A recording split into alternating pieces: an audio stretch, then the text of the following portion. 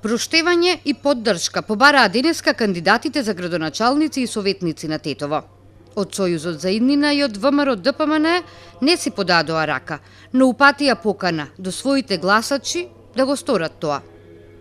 Дојдовме, се помоливме на Бога, бидејќи од утре започнуваат постите.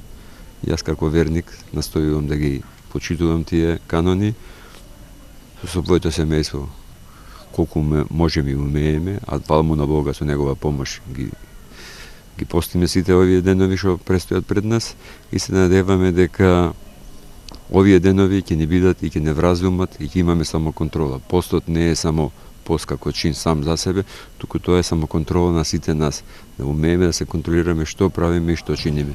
Само добрите дела ќе ни одведат таму кај што е вистинскиот пат. Денеска Македонската православна црква во сите храмови низ Македонија, така и у Тетово, гледате дека се полни. Има еден убав ден, се вика Прочка.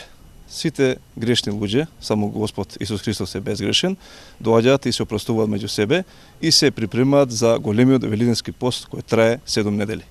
Тоа значи дека од утре се пости, па на Тодорова сабота се причестува и со чисто срце и полна душа се дочекува Христовото воскресение Великден.